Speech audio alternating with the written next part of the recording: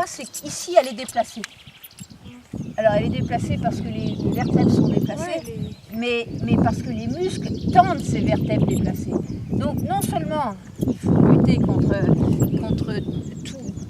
cette synergie de muscles qui est bloquée, et c'est surtout que pendant que ceux-là, pourquoi ils sont bloqués? C'est parce que ceux-là sont longs, et de l'autre côté, ils sont courts.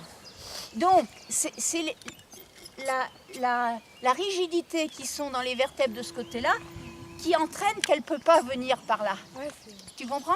Alors, pourquoi cette main-là, elle est un peu écartée? C'est pour aider à comprendre au cheval que le poids qui est trop du côté gauche, je dois le passer de l'autre côté, donc ça laisse la porte pour passer le poids, d'accord? Et là, en fin de compte, on serre, mais sans trop serrer, dans le sens où si tu serres de trop, comme ça, il ne faut pas oublier que le cheval, on doit le mettre en rectitude dans toute sa longueur. Et quand tu es là, tu ne considères plus les cieux arrière. D'accord? Quand tu es là, tu canalises le cheval dans une rectitude qui considère l'arrière. Si tu continues cette ligne droite qui est là avec ma main, tu vois, elle vient à peu près à la hanche. Donc, d'une certaine manière, tu vas mettre le cheval dans une inclinaison sur tout le corps.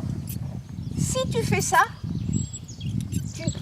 tu essayes de traiter le problème de cette cervicale par ça. Mais là, tu ne le traiteras pas. Tu vas au contraire lui donner de la rigidité dans la bouche, mais tu décontracteras pas de ça. D'accord? Alors, le seul truc, tout ça, c'est que beaucoup... Si tu m'as vu faire au début quand je suis montée sur la jument, et que c'était comme une planche à voile, tu m'as vu, j'ai bougé les mains.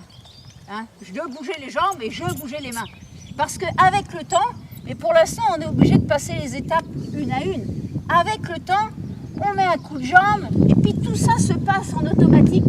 Et ce qui fait qu'on bouge les mains et que pendant qu'on bouge les mains, on redonne un peu plus d'élasticité ici, on redonne de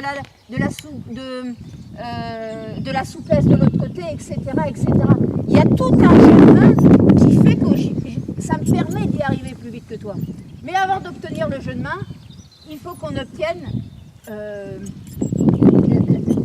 départ de la combinaison.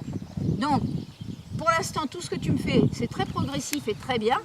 Donc, mais la deuxième chose qu'il faut que tu comprennes, c'est que cette main-là, c'est le coude qui se plie quand on a besoin de redresser le cheval et de pousser.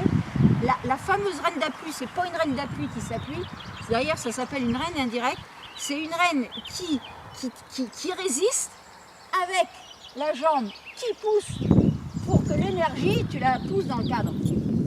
Et que du coup, ça dénoue le nœud.